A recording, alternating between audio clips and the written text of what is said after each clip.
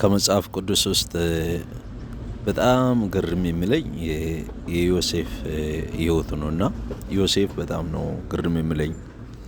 በልጅነቱ ሁለት ጊዜ ሕልም አየ። ሕልሙንም ለወንድሞቹና ለእናት ለአባቱ ነገረ ይላል መጽሐፉ።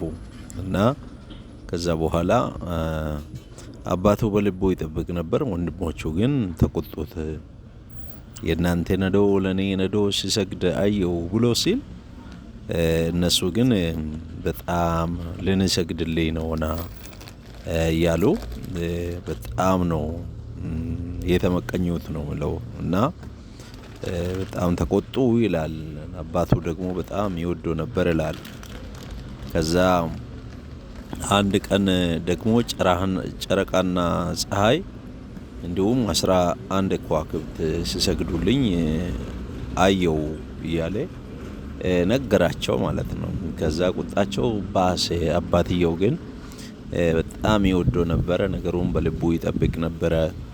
እና ከዛ አንድ ቀን ወንድሞችን አይተና እስቲ ብሎ እንጀራ በእጁ አስይዞ ምግብ ይዞላቸው ወደ ምድረ በዳ ላከው ይላል። እና ምድረ በዳ ላይ ዮሴፍ ሲመጣ ወንድሞቹ አይተው ያ ባለ ሕልም መጣ፣ እስቲ እንግዲህ ሕልሙ እንደሚፈጽምና እንደማይፈጽም እናያለን አሉ። ተቆጡ። ከዛ በጣም በብዙ ብር ያጌጠችውን ልብሱን አወለቁበት። ከዛ በኋላ ወደ ጉድጓድ ጣሉት። ሊገሉት ነበረ፣ ግን አንዱ ወንድማቸው እንዳስጣለው። ከዛ በኋላ የሚዲያም ነጋዴዎች ሲመጡ ዮሴፍን ባያ ብር ወደ ግብጽ ሸጡት። የግብ ማለት የሚዲያም ነጋዴዎች ደግሞ ዮሴፍን ወስዶ ለጲጥፋራ ለሚባል ሰው እንደሸጡና በዮሴፍ ምክንያት ደግሞ የጲጥፋራ ቤት እንደተባረከና ከዛ በኋላ ሁሉም ለሱ እንደተሰጠ መጽሐፉ ይናገራል። ከዛ ጲጥፋራ ቤት ያለ የጲጥፋራ ሚስት ካልወደድኩ ማለት እወድሃለሁ አብረን ካልተኛን እያለች በጣም ትነዘንዘው ነበረ፣ ታስቸግረው እንደነበረ፣ እለት እለት ይህንን ታደርግ እንደነበረ ይናገራል። ዮሴፍ ግን እንዲህ አይነት ታላቅ ኃጢአት በእግዚአብሔር ፊት እንዴት አደርጋለሁ እያለ ይናገር እንደነበረ እናያለን ማለት ነው። ከዛ አንድ ቀን ብቻውን አገኘችው። አብራ ልተኛ ስትፈልግ እሱ ግን ይህንን ታላቅ ኃጢአት በእግዚአብሔር ፊት እንዴት አደርጋለሁ ብሎ ኮቱን አውልቆባት እንደጠፋ መጽሐፍ ይነግረናል። ከዛ በኋላ ይሄ ዕብራዊ ልደፍረኝ ሲል ይሄንን ኮቱን አውልቆብኝ ጠፋ፣ ልታገረኝ ሲል ኮቱን ያስኩባት እሱን አውልቆብኝ ጠፋ ብላ ከሰሰችው። ከዛ በኋላ ተያዘ፣ ወደ ወህኒ ተጣለ።